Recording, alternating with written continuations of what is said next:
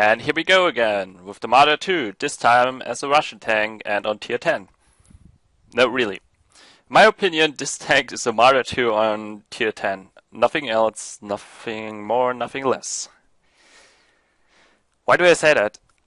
In my opinion, the armor on the front is troll armor, yes, but really not that great. Considering that there exists the Jagdpanzer E100 with awesome armor, and then you have this with, well, troll armor, the usual Russian troll armor, which is like, if you don't know where to shoot me, you won't pen me up front unless you use APCR. If you use APCR, you're gonna pen my usual spots. It's open topped again, and it is prone to be killed easily. As you can see, the ammo is on the side, so as soon as you get hit in the sides, pretty much you're ammo wrecked. Either dead by ammo wreck, or, well, you lose your ammo wreck, it's damaged. Which is not really bad enough. But what saves this tank is a really nice camo whaler and a fast firing gun. And that's what I want to convey to you. So overall, this tank is quite nice. It has good DPM. It has, like I said, a fast firing gun that really hits hard. I would say it's like the Yak Tiger on tier 10. Pretty much that. So I'm trying to get a few shots in here, can't. Gun depression of this tank, all tank destroyers of the line suffer from really bad gun depression. Can't do much about that. In cases like this, you mostly want to stay still and just don't be spotted. Because as soon as you're spotted, you're dead. So taking a nice little shot at the 110, miss it however. There we go. I have to admit, this was the first battle after a long time I played this tank. So really, there we go. DPM at work. Before he even, oh well, he actually repaired his tracks. Well. So, new target approaches. And another 577 damage. Trying to get another shot, and I don't think I can actually. No. Now we lost our scout here. However, we got a nice little target here.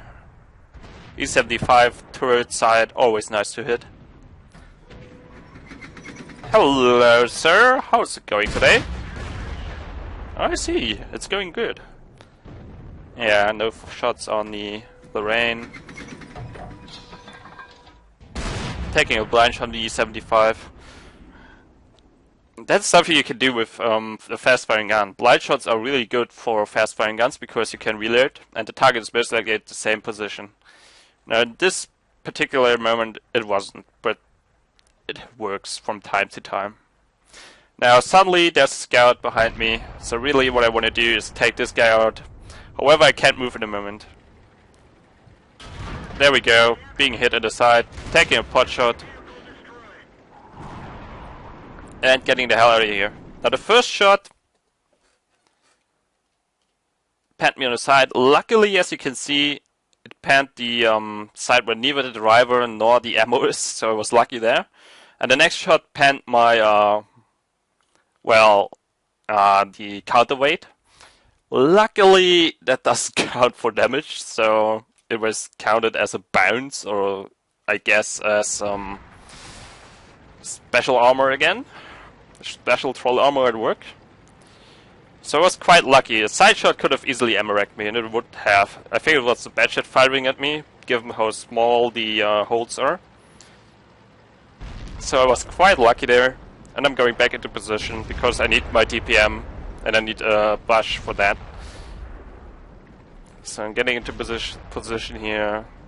What is good about this tank is, as you've seen, I relocated rather quickly. It took me about 2 seconds to get out of their reach. So that's a good thing. Now I want to take out the A75 because he's coming up real fast. If he stays where he is or comes too close, he can shoot my weak spots. I'll be spotted. These are things I don't want. So I'm holding the position now, trying to spot him as soon as possible. What you'll see now is something that is important for tanks like this. There we go, E75 is spotted, he's in my firing arc, however, I'm not shooting yet. I can pen him from here, there's no problem with that. But right now, this happens, and then I shoot. Why did I do that? One might say that it was kill stealing. Was it really? I'd argue no. Because really, taking the last shot on the tank like this, that is so close, that this were 200 meters at best, gives you two things. First of all, chances are he won't spot you. Second of all, he's dead. Because after I fired, if he would have still be alive, he would have instantly spotted me. You see, the T-30 was spotted. I wasn't. That helps a lot in tanks like this that have 0 armor and are prone to be killed by artillery quickly. So I'm taking a defensive position to help these guys over there a little bit. Can't really go back into my old position for the 3rd time in a row. However, we need to help the guys on the hill now. Because as you can see, hill is taken.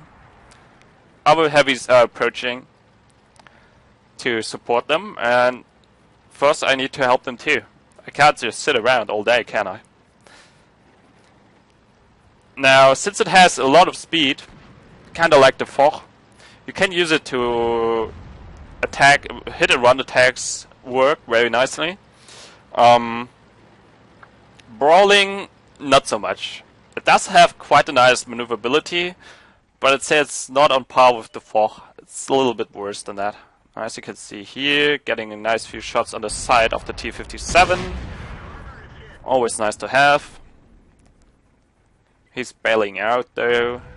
Don't think I can. No, I don't get another shot at him.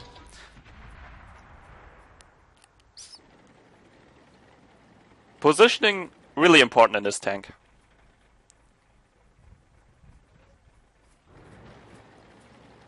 Especially since it has this low gun depression that you can't really use to support you. You will need to reposition yourself in a way that you can fire. So, what else is there to say about this tank?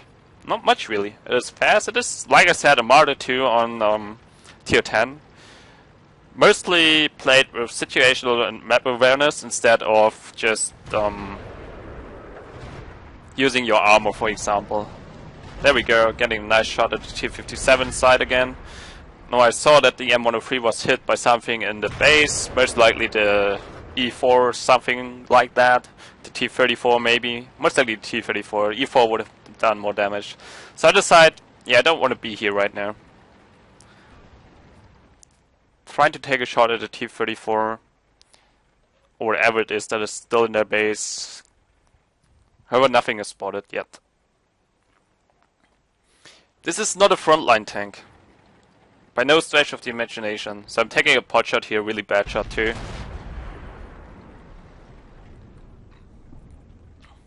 This is not a frontline tank. I'd say if the enemy is weakened, yeah. But if you're fighting a full health tier 10, no. Just don't do it. You want to engage the enemy on a high range. On a really higher range that you can deal with them, because they will kill you otherwise. Pretty much as simple as that. What tanks can you think of that this guy can take on without problems? Any autoloader, I'd say, because they won't be able to kill you with one salvo.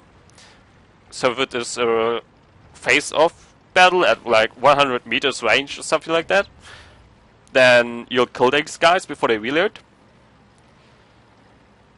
British tank destroyer, the tier 10, not so much. Problem with that is that the British tank destroyer might even one-shot you. If he gets on your side, you're dead. So really, if it's a face-off match, you might be able to pull it off if you survive the first shot, otherwise you're dead. For instance, this guy could pretty much two-shot me if he's lucky. And there we go. Now, the Object 263, I like it and I hate it, because the problem with the Marder II on tier 10 is that pretty much everything can pen you and everything will hit you, and it hits hard. The view range is the biggest problem, I think, because the maps are so small and the view ranges are so high that if you shoot, let's just say you shoot with a Marder II and with an object 263 from the same spot on the map. For example, you shoot with a Marder II from over here at a target that stands there. It's a KV-1. It's a heavy tank, a KV-1, 2 tiers higher than you. You shoot at him, he won't see you. Because you're behind a bush, you have your camo net, everything, camo skill, blah blah blah blah blah. You're invisible for him. You can just kill him. With an object 263, obviously you can't stand here because as soon as you fire on the IS-7, for example, he'll spot you. He'll see you instantly. And as soon as he sees you, these guys see you, and the artillery sees you, and everything will shoot on you. So with an object 263, you need to stand, let's say, for example, here. That is in the map shown. Come on, stop wriggling around. Somewhere over there. Let's say there. I think from over there you might be able to shoot over there, but you won't be able to spot anything. So that already implies you need someone to spot stuff for you. Yeah, we all know how well that works, don't we? And even if someone spots it, you might not even be able to hit it because of your gun depression. So it is a Marder II on tier 10, on which you need even more situational and map awareness and map knowledge now comes into play too, to a much further degree than before. So I'd say it's like the Marder II, but even harder to master. Easy to learn, but even harder to master. So if you're looking for a vehicle that really challenges you to play it, then by all means go for the Object 263. If you're looking for a tank that is hard to play but easy to learn, wait, that was